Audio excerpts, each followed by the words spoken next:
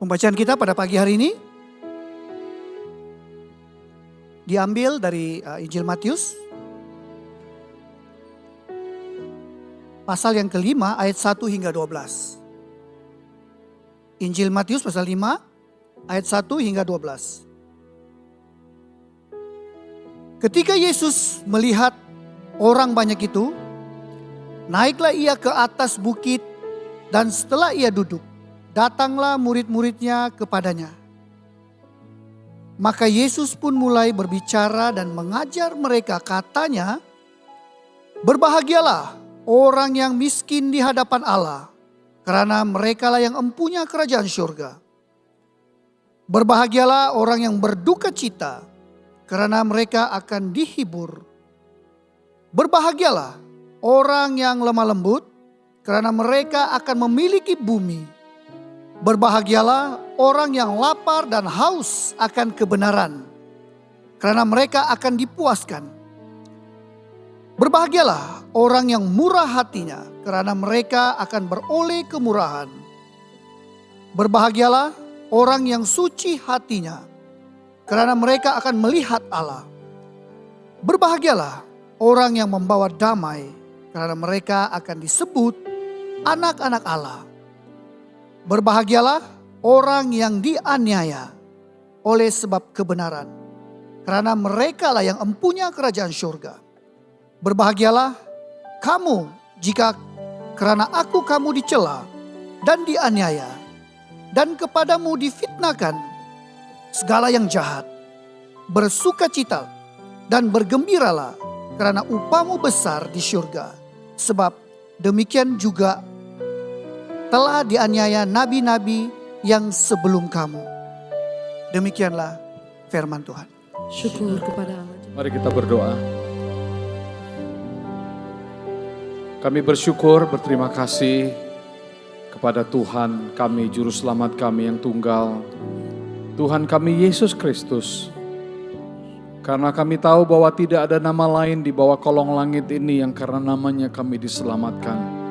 Kami mendapat kekuatan, kami dihiburkan, kami dipenuhi dengan kuasa dan Roh Kudus. Kami berterima kasih karena Engkau juga yang menjanjikan kehadiran-Mu di tengah-tengah umat-Mu ketika mereka beribadah. Karena Tuhan berkata, di mana 2-3 orang berkumpul dalam nama-Ku, Aku hadir di tengah-tengah mereka. Sehingga kami tahu Tuhan ada di sini. Dan kami berdoa biarlah Tuhan terus menjamah dan memberkati kami dengan kekayaan firman-Mu. Kami terbatas tetapi Engkau tidak. Kekuasaan-Mu adalah kemahakuasaan. Dan terima kasih Tuhan untuk segala pujian penyembahan hari ini menjadi berkat bagi Tuhan. Kami bersyukur saatnya kami akan membuka hati mendengarkan firman-Mu. Kami berdoa Tuhan yang hadir menolong kami dan memberkati kami semuanya. Bersama-sama kita berkata, amin. Mari kita beri kemuliaan kepada Tuhan.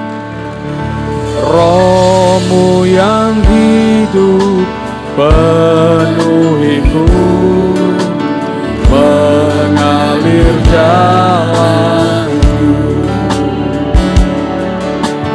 Jiwaku tenang bersama-Mu dalam naungan-Mu. Ku buka hati untuk jamahan-Mu, berserah penuh di hadirat-Mu. Kau ambil alih seluruh hidupku, di altar-Mu menyembah. Roh-Mu yang kudus pulihkanku. Roh-Mu yang kudus pulihkanku.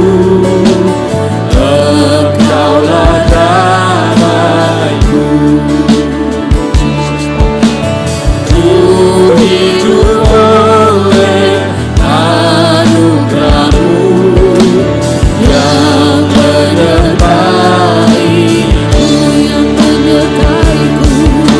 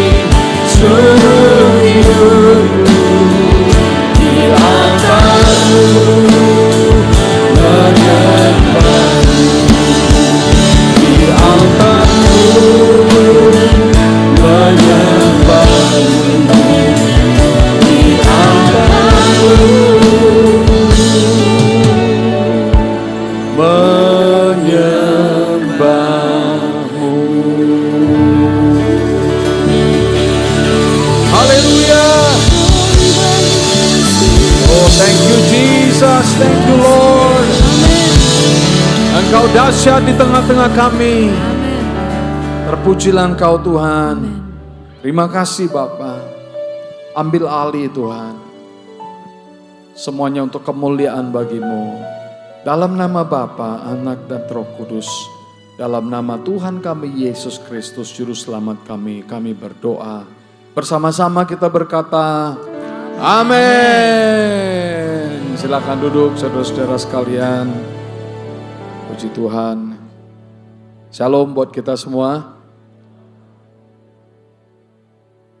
Terima kasih kepada Reverend Samamadin, Reverend Ansel, dan juga para pemimpin kita di tempat ini, Bapak Mauming, Bapak Jarel, dan mungkin banyak lagi nama-nama yang tidak bisa saya sebut, ada Bang Sandy. Terima kasih untuk semua tugas yang dipercayakan kepada saya sejak hari Rabu sampai hari ini. Dan Rev, semuanya sudah puji Tuhan hampir selesai. Ya, ini merupakan ibadah yang closing buat saya terakhir. Setelah itu tidak tahu kapan lagi diundang untuk datang kemari. Tapi terima kasih, hari yang sangat indah bersama dengan keluarga besar Saint Patrick.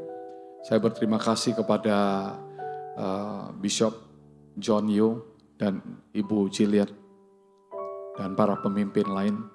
Kemarin melayani di bilingual, bertemu dengan banyak reverend yang ada di sini. Dan tadi khotbah di English service. Dan ini merupakan closing. Jadi saya pun banyak belajar di tempat ini. Kami berterima kasih bersama dengan istri saya juga. Untuk diberikan kesempatan yang luar biasa untuk bisa melayani. Selama berpuluh-puluh tahun, baru kemarin hari Sabtu, ada peristiwa yang sangat membuat saya terkejut karena ada dua kebaktian, ada dua pertemuan yang diadakan di gereja kita ini. Yang satu adalah pertemuan para ibu dan wanita-wanita di sini, permata hati. Kemudian yang satu lagi adalah pertemuan leadership, kepemimpinan hamba bersama dengan pemimpin kaum awam. Dan di situ saya terkejut karena untuk pertama sekali selama sekian puluh tahun lamanya, istri saya berkhotbah di hadapan jemaat yang lebih banyak dari saya khotbah. Dan untuk pertama sekali saya khotbah di hadapan, kira-kira tadinya saya dengar 40 orang ya. Tiba-tiba katanya ada 90-an orang yang hadir, itu suatu hal yang luar biasa juga ya. Beri kemuliaan bagi Tuhan. Berarti cukup antusias ya. Tapi saya dengar dari Reverend Samamadin yang hadir di kaum wanita 300 katanya begitu. Wah, ini pertama sekali dia menaklukkan saya kemarin. Tapi hari ini saya take over lagi lah. Oke, thank you so much music team yang luar biasa. Hari-hari yang sudah bersama dengan Anda telah membantu pelayanan ini. Terima kasih banyak khususnya untuk waktu saya berkhotbah. Baik, hari ini saya ingin berkhotbah dan menyampaikan sebuah message, sebuah pesan buat kita dengan tema membuka pintu damai. Opening the door of peace, walaupun sebenarnya ada makna reconciliation di sana. Membuka pintu rekonsiliasi, membuka pintu damai. Saudara, apakah yang dikatakan oleh firman Tuhan tentang damai ini? Mari kita buka ayatnya, silakan next. Saya mohon maaf karena gadget saya ini agak buram dia dengan background yang putih. Itu juga agak bagi saya kurang jelas untuk dibaca. Saya lihat kemari ya. Ya, saya agak melihat kemari. Begini, perhatikan firman Tuhan. Ada dua teks yang saya ambil. Semua perhatikan. Terima kasih juga kepada Reverend Ansel yang sudah membawa jemaatnya hari ini bergabung di tempat ini. Satu kehormatan buat kita. Baik, mari kita perhatikan saudara Mazmur 37 ayat 37. Demikian. Perhatikanlah orang yang tulus. Garis bawah kata tulus. Lalu perhatikanlah orang yang jujur. jujur. Lalu yang ketiga, perhatikanlah orang yang suka damai. 3 kata yang kecil, sederhana, tapi dalam sekali. Bisa menikam kita dalam, saudara. Karena zaman sekarang sulit sekali mencari orang yang tulus, orang yang jujur, orang yang suka damai. Hatinya penuh damai, hidupnya penuh damai. Hanya orang yang seperti inilah yang bisa membawa damai. Hati yang berkecamuk dengan berbagai kekacauan, dengan berbagai permasalahan, tidak akan melihat damai. Bahkan tidak bisa berdamai. Jadi Bapak Ibu Saudara, ada 3 kata di sini, saya baca sekali lagi, yang berkata, tolong, perhatikanlah orang yang tulus, lihatlah kepada orang yang jujur. Sebab pada orang yang suka damai, ada apa? Masa depan. Ini saya lihat ya, kalimat ini bukan hanya untuk orang Kristen. Ini begitu general. Karena semua manusia yang tulus, semua manusia yang jujur, semua manusia yang suka damai, Tuhan janji mereka akan penuh dengan masa depan. Jadi makanya gak heran kalau Anda lihat banyak orang di luar sana itu punya masa depan. Karena mereka walking on the promise of God. Ada janji Tuhan di sana.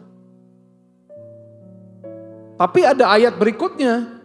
Ayat ini dalam Matius 5 ayat 6. Matius 5 ayat 6 itu Yesus khotbah di atas bukit kepada murid-muridnya, kepada orang banyak yang datang dan mendengar. Nah, firman ini berkata, berbahagialah orang yang membawa damai. Karena mereka disebut anak-anak Allah. Jadi saudara, kalau Anda bawa damai, kehadiranmu menciptakan damai sejahtera, di mana gerejamu kamu datang orang rasanya damai di situ, maka kamu itu dikatakan sebagai anak-anak Allah. You are the children of God. Satu status, satu jabatan, satu posisi yang sangat luar biasa, saudara. Oke, mari kita lanjut lagi. Orang yang bawa damai adalah orang yang cinta damai. Adalah orang yang memelihara damai dalam dirinya. Merekalah yang bisa disebut sebagai anak Allah. Adakah damai itu di dalam hatimu hari ini? Kadang kita ibadah pun kita kacau sekali. Pikiran berat, hatinya berat. Ada problem, ada masalah, tekanan. Pikiran kita tidak di sini, pikiran kita ada di luar. Saudara, Alkitab firman ini ajarkan kita perlunya damai. Nah, we are going to open itu, saudara. Unlock, membuka pintu damai. Orang yang suka membawa damai adalah orang yang cinta damai dan memelihara damai, baik dengan dirinya sendiri maupun dengan orang lain. Orang yang bawa damai, apa yang dikatakan oleh Alkitab, saudara? Dalam terjemahan bahasa, apakah itu BM, apakah bahasa Indonesia yang saya pakai dari Lembaga Alkitab Indonesia. Maka saudara, orang yang bawa damai, seharusnya ayat itu lebih tepat kalau diterjemahkan orang yang mengusahakan damai, menciptakan damai. Kenapa? Karena di dalam bahasa Inggris pun disebut peacemaker, yaitu pembuat damai. Nah, itu harus ada dalam diri kita, orang Kristen dimanapun itu dia harus pembuat damai. Di keluarga kita pembuat damai, bukan pembuat kacau gitu. Di sekolahmu Anda buat damai itu, bukan Anda buat kekacauan di sekolah. Di komunitas di mana kita berada sama seperti itu. Jadi berbahagialah orang yang membuat the peacemakers, pembuat damai. Dan kata itu berlawanan dengan apa? Adu domba, memecah belah, fitnah, dan seterusnya. Next please. Kata damai adalah satu kata yang sangat hebat di dalam Alkitab. Perhatikan saudara, saya punya survei, data. Kata damai itu dalam perjanjian lama itu sebenarnya shalom. Itu makanya kita katakan shalom, itu artinya damai. Dalam bahasa Ibrani, shalom. Tapi itu diterjemahkan di dalam bahasa perjanjian baru, bahasa Yunaninya, itu adalah Irene. Ada orang yang namanya Irene, sebenarnya dari sini nih. Irene. Irene itu sama dengan shalom. Sama-sama artinya damai. Perhatikan saudara, di dalam kata di perjanjian baru, kata Irene 91 kali. Di perjanjian baru. Dari 91 kali itu, 23 kali ada di dalam Injil. Ini dia breakdown-nya. Di Injil Matius ada 4 kali. Di Injil Markus ada 1 kali. Lalu di Injil Lukas ada 13 kali. Di Injil Yohanes ada 5 kali. Jadi kalau saudara hitung itu semuanya 23 kali dari 91 kali di perjanjian baru, itu tercatat di dalam Injil. Jadi sebenarnya kata damai itu satu kata yang penting. Biarlah damai sejahtera Tuhan menyertai kita. Maukah Anda tepuk kiri kanan saudara bilang, damai Tuhan menyertai kamu semuanya. Salam damai, ya. Ya, Tuhan menyertai kita. Mari next. Nah saudara, dunia cari damai. Di dunia ini tidak ada damai yang sebenarnya. Damai di dunia, Alkitab bilang sementara. Yesus berkata, damai yang ada padaku kuberikan kepadamu, kan gitu. Bukan damai dari dunia ini, damai yang ada padaku aku berikan kepadamu. Dunia memberikan damai sejahtera sementara saja. Kalau Anda meletakkan damai itu dari dunia saudara saja, itu sementara saja. Tapi damai dari Tuhan. Dunia udah membuktikannya. Mari kita lihat sejarah ini. Sejarah ya, saya lihat. Mari kita lihat sejarahnya. Mulai dari yang pertama. Kita lihat saudara. Selesai perang dunia pertama, maka negara-negara tahu ini kalau nggak ada kumpulan-kumpulan kita tidak bisa damai nih. Gitu. Maka setelah perang dunia pertama mereka membentuk apa yang disebut dengan League of Nations, liga-liga bangsa-bangsa, liga bangsa-bangsa.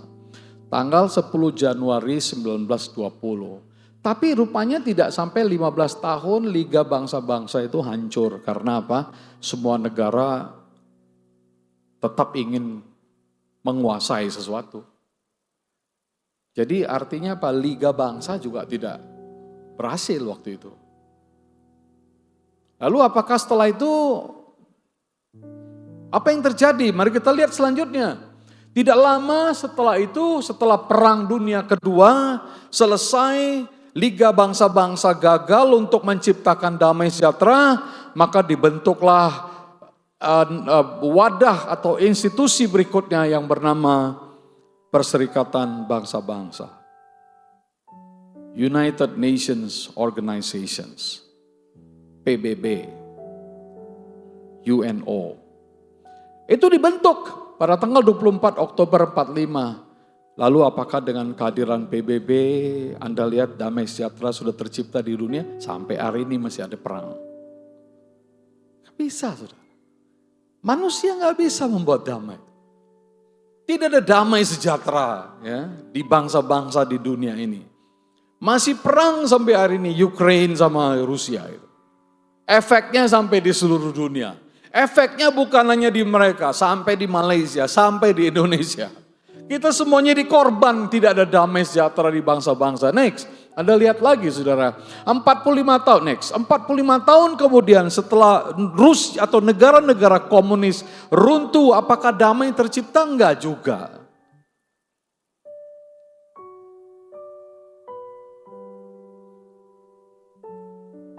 Di mana damai? Di mana kita bisa buka damai? Next. Dunia sukar mendapatkan damai. Kekayaan tidak menjamin damai sejahtera. Pendidikan tidak menjamin damai sejahtera. Kita harus kembali kepada apa yang Tuhan ajarkan, saudara. Apa yang firman Tuhan katakan kepada kita. Lihat Yesaya 48 ayat 22 ini berkata, tidak ada damai bagi orang fasik. Declare, tidak ada damai bagi orang fasik. There is no peace, says the Lord, for the wicked.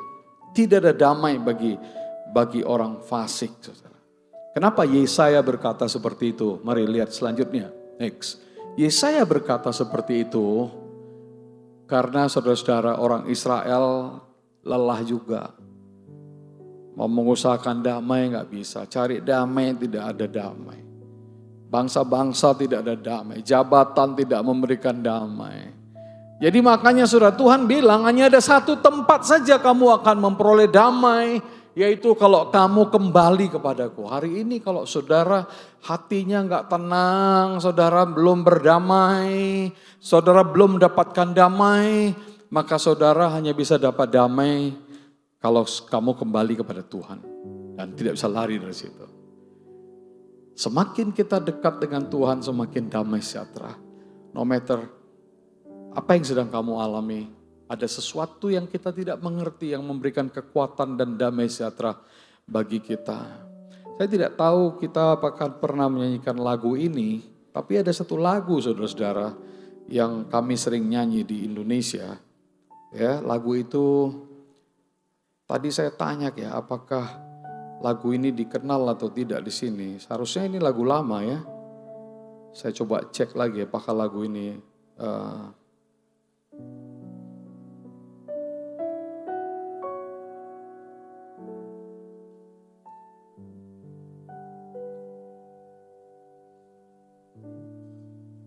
media. Pernahkah dengar lagu ini? Kala ku cari damai, hanya ku dapat di dalam Yesus. Pernah dengar lagu itu? Ya. Bisa kita coba dulu ya. Kala ku cari damai, hanya ku dapat dalam Yesus. Kala ku cari ketenangan, hanya ku temui di dalam Yesus. Tak satu pun dapat menghiburku, tak seorang pun dapat menolongku. Hanya Yesus jawaban hidupku.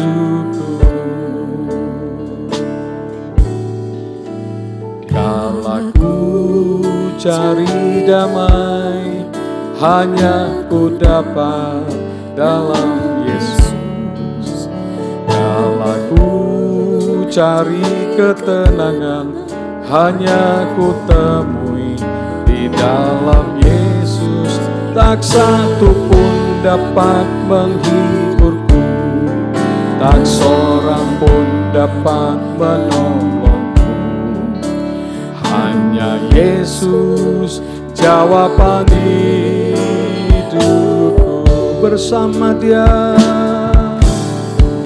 bersama Dia hatiku damai, walau dalam lembah kegelapan. Bersama Dia hatiku tenang, walau hidup penuh tantangan. Tak satu pun dapat menghiburku, tak seorang pun dapat menolongku. Hanya Yesus jawab dapat Bisa bilang amin saudara. Lagu lama ya. Tapi lagu itu kadang-kadang waktu khotbah seperti ini bagi saya itu luar biasa. Karena mengingatkan kita bahwa hanya dalam Yesuslah ada damai sejahtera itu. Next. Saudara kita lanjut lagi saudara. Orang fasik adalah orang yang tidak mengenal Tuhan. Maka tidak ada damai bagi mereka. Konsep damai adalah ketika perang berhenti baru orang anggap damai. Tapi perang berhenti sebentar lagi ada perang lagi yang lain. Saudara-saudara, apakah kata Alkitab tentang damai itu? Alkitab berkata bahwa hanya damai kalau kita datang pada Tuhan. Hanya damai kalau kita punya Tuhan, punya Kristus dalam diri kita. Saya mau bagikan kepada kita satu pribadi ya yang diperdamaikan oleh Tuhan. Langsung lompat saja ke cerita tentang ada di situ slide rekonsiliasi Sakius. Perhatikan itu. Kita akan lihat tentang Sakius ini saudara, oke? Kita akan lihat tentang Sakius. Sakius, kita semuanya mungkin sudah pernah baca cerita Injil Sakius ini ya.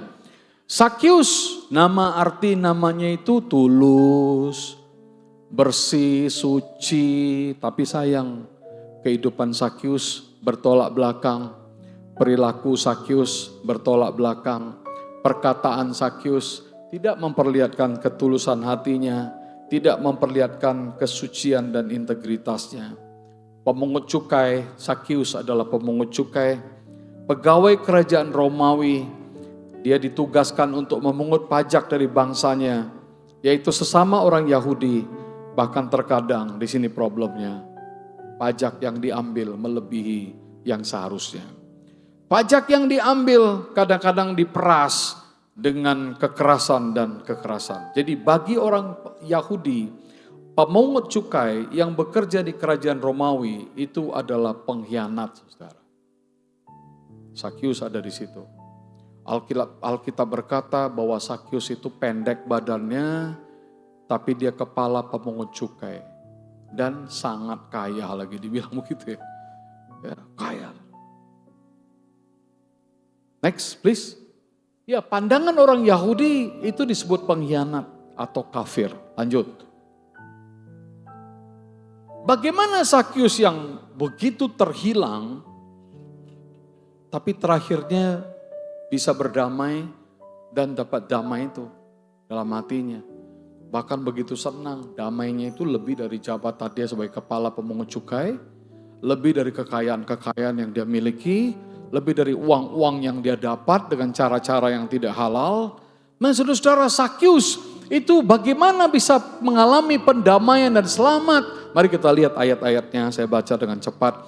Lalu Yesus masuk ke kota Yeriko, berjalan melintasi kota itu. Di situ ada seorang bernama Sakius, kepala pemungut cukai, dan ia seorang yang kaya. Next. Ia berusaha untuk melihat orang apa Yesus itu, tapi dia tidak berhasil karena orang banyak, sebab badannya pendek. Maka berlarilah ia mendahului orang banyak, lalu memanjat pohon ara untuk melihat Yesus yang akan lewat di situ. Ketika Yesus sampai ke tempat itu, ia melihat ke atas dan berkata, Sakius, segeralah turun, sebab hari ini aku harus menumpang di rumahmu. Next.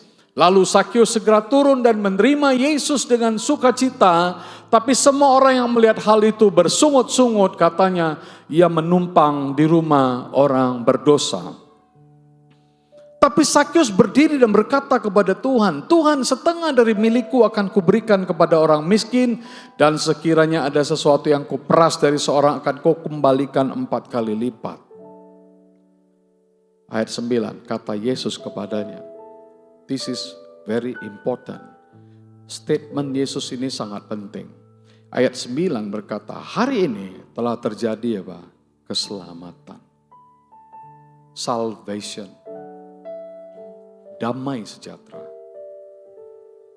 Damai yang kekal. Damai yang abadi. Damai yang tidak bisa diambil oleh siapapun. Damai itu telah datang ke dalam rumah ini, ke dalam rumah Sakius. Oke, Sebab orang ini pun adalah anak Abraham. Sebab anak manusia datang untuk mencari dan menyelamatkan yang hilang. Siapa yang cari Tuhan sekarang? Sakius kah yang mencari Tuhan? Atau Tuhan yang sedang cari Sakius? Karena ayat ini ditutup dengan cara yang sangat unik. Ayat ini berkata, sebab anak manusia datang untuk apa? Mencari dan menyelamatkan yang hilang. Saya mengambil satu kesimpulan bahwa Yesus datang ke Yeriko untuk mencari Sakius. Sakius itu mendapat perhatian Tuhan, saudara. Lanjut, mari kita lanjutkan lagi. Mulai saya bagi ya, mulai satu persatu. Kenapa Sakius bisa diperdamaikan dengan Tuhan? Karena yang pertama, kesederhanaan hati Sakius pada waktu itu. Apa yang dilakukannya tidak lazim, tidak biasa. Dia berlari memanjat pohon untuk melihat siapa Yesus. Seperti seorang anak kecil, saudara. Sakius yang walaupun badannya kecil, tapi jangan lupa dia kepala pemungut cukai. Orang yang kaya, orang terpandang, orang terhormat, semua tahu siapa Sakius. Tapi apa yang dilakukan Sakius? Dia lari. Dia panjat pohon itu, pohon ara itu. Dia duduk di atas pohon ara itu. Dia tidak malu, tidak gengsi. Tidak menganggap diri siapa-siapa. Dia sederhana. Dia tunggu di atas pohon itu, saudara. Padahal dia seorang pejabat yang kaya. Lanjut lagi. Klik lagi. Ingatkah kita, kesederhanaan itu penting. Kalau saudara mau diberkati hari ini pun, saudara harus punya sederhana hati itu. Simple. Karena firman Tuhan, Yesus mengajarkan, sesungguhnya barang siapa yang tidak menyambut kerajaan Allah seperti anak kecil, dia tidak akan masuk ke dalamnya. Gak akan masuk ke dalam kerajaan. Kalau saudara sombong, Anda gak akan masuk ke dalam kerajaan surga.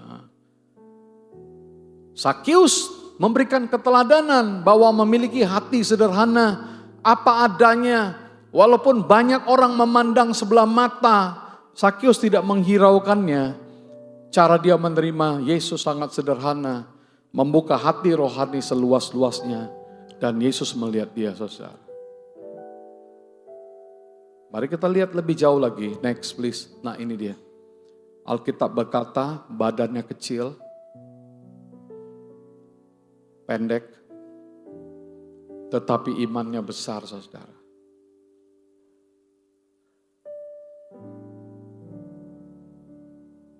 Tuhan mencari orang seperti hati seperti Sakius. Ia berusaha untuk melihat orang seperti apa Yesus, tapi dia tidak berhasil karena orang banyak, badannya pendek. Dia berlari, memanjat untuk melihat Yesus. Ketika Yesus sampai ke tempat itu, di sini keilahian Kristus. Walaupun dia sebagai manusia yang sedang hidup di dunia pada waktu itu, yang sedang berjalan, melayani, memberitakan Injil kerajaan surga. Tapi ini ada hal-hal tertentu yang tiba-tiba keluar keilahian Kristus itu. Sampai di bawah pohon ara itu, saudara, Sakius melihat, Yesus melihat ke atas. Yesus melihat ke atas. Dan lalu apa yang terjadi? Yesus berkata, ini kata-kata Yesus. Ini adalah firman. Yesus berkata, Sakius segeralah turun sebab hari ini aku harus menumpang di rumahmu. Today I want to stay. I want to eat. I want to be in your home. Apakah rumah kita terbuka hari ini? Karena Tuhan bilang hari ini. Sakius dengar kata-kata itu dan buat dia terkejut. Sakius segeralah turun. Lu belum kenal. Misterius, ini Sakius datang untuk mau lihat siapa Yesus yang begitu terkenal. Tiba-tiba dari bawah pohon itu Yesus melihat tepat ke atas dan dia tahu Sakius ada di sana. Dan Yesus tidak tanya siapa nama kamu. Tapi Yesus berkata, Sakyus, come down. Turunlah. Turun. Dan apa respon Sakyus? Sakyus segera turun.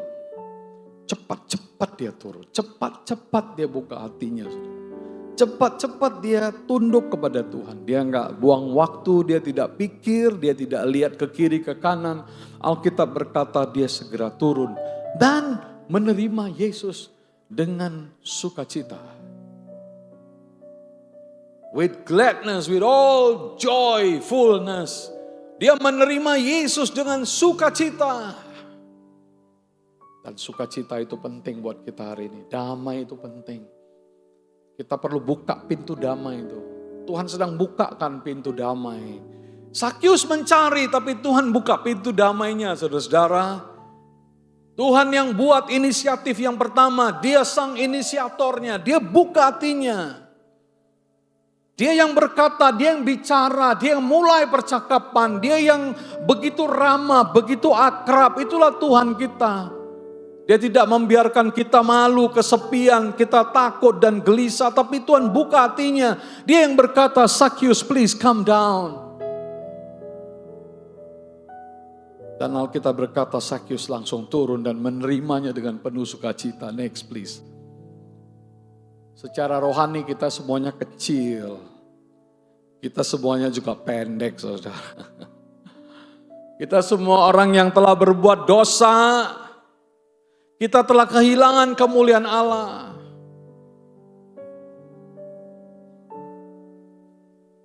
Kita semuanya seperti Sakyus sebenarnya. Tapi oleh belas kasihan Tuhan. Dia pilih kita. Siapalah saya. Dia pilih kita. Sakyus diselamatkan bukan karena tekadnya untuk berbuat baik. Tetapi dia diselamatkan karena apa? Panggilan Tuhan. Tuhan telah memanggil saudara. Makanya Anda ada di sini. Kalau bukan Tuhan yang panggil, kita tidak ada di sini, saudara. Kita ada di sini karena suara-suara Tuhan di dalam hati kita. Betapa hebatnya, betapa indahnya. Itu yang terjadi saudara kepada Sakyus. Teruskan lagi, kita lihat ini berapa hal lagi. Dia buka hatinya, imannya timbul, dia percaya, kemudian dia berjanji. Kapan dia mengaku dosanya? Kapan dia berjanji kepada Tuhan? Ketika Tuhan terlebih dahulu berbicara kepadanya, Tuhan bilang Sakyus turunlah. Dia terima dengan sukacita, setelah itu dia mengaku dosanya. Saudara. Dosanya itu secara publik dia katakan. Apa dia katakan ayat 8 ini, saudara berkat Sakyus berdiri dan berkata kepada Tuhan. Tuhan, setengah dari milikku akan kuberikan kepada orang miskin. Kalau Sakyus punya uang 5 billion ringgit, 5 miliar kalau kami ya, Indonesia. 5 billion ringgit, itu berarti dia bilang apa? Tuhan, setengah dari milikku akan aku berikan. Berarti 2,5 billion dia kasih untuk orang miskin. Wah ini ngeri nih perubahan yang terjadi di pintu damai yang terbuka bagi Sakyus buat dia seperti udah orang yang dunia mungkin bilang dia nggak waras lagi, saudara. That happen when you fall in love with God, when you fall in love with Jesus. Kamu nggak hitung-hitungan lagi, saudara. You do everything. Kamu melakukan segalanya untuk Tuhan. Kamu sacrifice semuanya untuk Tuhan. Kamu serahkan semuanya kepada Tuhan. Kamu melayani Dia. Karena bagi kamu itu adalah hal yang terindah, yang terbaik. Sakyus bilang setengah aku berikan kepada orang miskin. Dan sekiranya ada sesuatu yang aku peras dari seseorang, aku kembalikan 4 kali lipat. Wah nggak tahu lagi saya berapa lagi itu. Jadi boleh dikatakan hampir banyak yang uang dia, harta dia. Kapan itu? Waktu dia bertobat, saudara. Jadi dia bayar mahal. Dia bayar mahal, saudara. Apakah Anda sudah bayar mahal?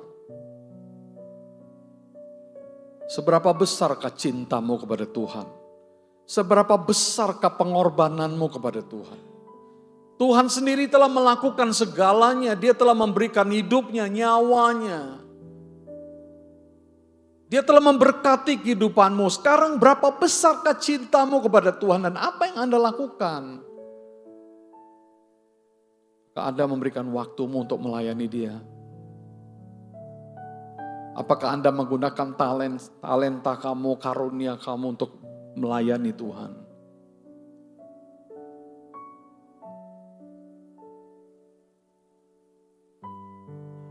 Bukankah semua adalah anugerah Tuhan untuk kita? Itu yang terjadi kepada Sakyus. Dia sadar, waduh ini aku hidup. Apalagi Tuhan bilang, Sakyus aku mau datang dan masuk ke rumahmu, makan di rumahmu. Wah saudara pikir gak ngeri gini Sakyus? Kenapa? Walaupun mungkin tidak ada di Injil percakapan itu, tapi Sakyus dalam hatinya dipikir matilah gua ini gitu. Kenapa? Begitu Tuhan datang ke dalam rumahnya, Sakyus, mungkin Tuhan tidak tanya apa-apa waktu datang ke rumah Sakyus, tapi Tuhan masuk ke dalam rumahnya, Sakyus yang mati ketakutan, saudara. Why? Karena dia tahu, wah ini kalau Tuhan tanya, ini sofa kamu yang begini mahal, ini dari mana ini sofa ini? Berapa harganya sofa ini? Sakyus tahu, aduh Tuhan ini aku korupsi nih Tuhan. Ini uang dari korupsi. Dia tahu semua yang di rumah. Waktu Tuhan tiba-tiba terkejut melihat, waduh bingkai lukisan, framing yang mahal, lukisan yang mahal bergantung di situ yang mungkin harganya ratusan juta kali karena di-draw oleh pengelukis. Kalau Tuhan nanya itu gimana? Sakyus akan gak tahu mau jawab apa Tuhan. Ini pun another corruption story. Jadi dia ngeri saudara. Tuhan mau datang ke rumahnya itu dia pasti ketakutan sekali. Dia ngaku dosa. Tuhan ya bersalah. Kamu bersalah, kita semua bersalah. Hari ini mari kita buka pintu damai dari Tuhan. Bisa katakan amin saudara. Kita buka pintu damai dan kita bilang sorry. I'm sorry Lord, aku salah. Ini kesempatan buat kita untuk membukakan pintu damai daripada Tuhan itu. Karena orang yang punya damai, yang cari damai akan menemukan damai. Orang yang suka damai, Alkitab tadi berkata dia punya masa depan. Sakyus itu dipulihkan oleh Tuhan. Next please, mungkin ada beberapa hal lagi, tolong tampilkan lagi.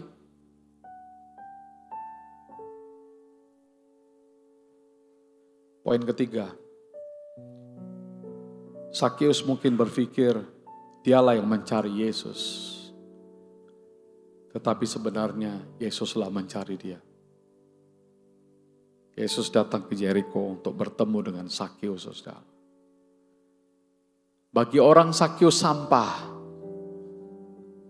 pengkhianat bangsa, pencuri, perampok, orang jahat. Tapi bagi Yesus, Sakyus adalah harta. You are treasure. Kamu itu harta semua. Anda ini harta semua, saudara. Orang lain mungkin anggap kamu itu tidak ada apa-apanya. Orang look down, orang membuli, orang meremehkan kamu. Tapi Anda harus ingat, Anda adalah mulia seperti Sakyus. Tadi orang bilang dia itu seperti sampah karena profesinya seorang pemungut cukai yang kadang-kadang dia menyalahgunakan kekuasaannya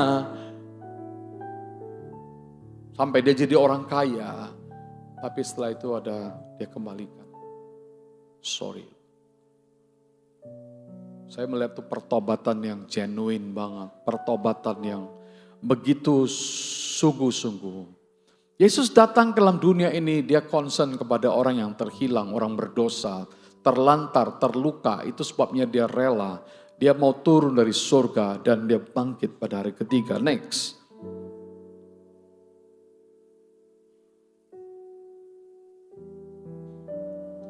Marilah kita merendahkan hati kita hari ini. Kita selesaikan dengan Tuhan, saudara. Kita minta ampun sama Tuhan. Kita mulai melayani Dia. Kita mulai memberikan yang terbaik kepada Tuhan. Kita ambil bagian, saudara.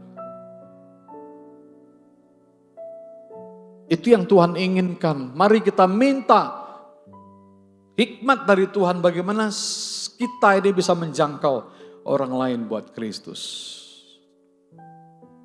Silakan dilanjutkan lagi.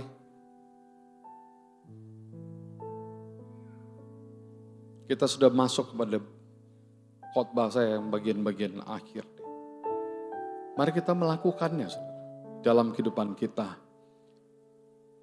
Yesus mau kita respons pada hari ini. Bukalah pintu damai, katakan kepada Tuhan, Tuhan, aku mau buka pintu damai karena pintu itu lagi Tuhan buka buat kita. Ingat dalam Yohanes 15 ayat 16, firman Tuhan berkata, bukan engkau yang mencari aku, tapi akulah yang mencari engkau. Ini yang terjadi kepada Sakyus. Kita pikir kita yang cari Tuhan, padahal Tuhan yang cari kita. God instead looking for everyone. Dan hari ini jika ada yang lari, ada yang jauh, ada yang kering, ada yang kecewa walaupun datang, baliklah kepada Tuhan. Mintalah pengampunan dosa kepada Tuhan. Selesaikan urusanmu dengan Tuhan. Maka Tuhan akan melakukan hal yang besar buat saudara. Tuhan menantikan kita berjumpa dengan Dia.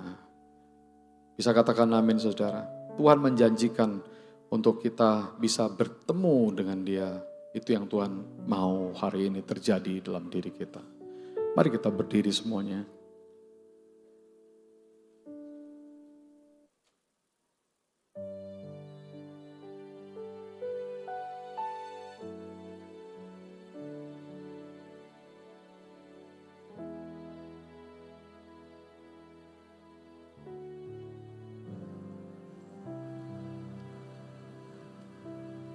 Mari kita tutup mata kita semua. Saudara, this is very important time, very precious time. Hari ini kita buka damai sejahtera itu. Dan saudara meninggalkan gereja hari ini dengan damai sejahtera. Menjadi keluarga-keluarga yang dibarui oleh Tuhan. Kau tidak akan pernah kecewa karena bertemu dengan Tuhan, malah hidupmu akan menjadi satu kehidupan yang baru.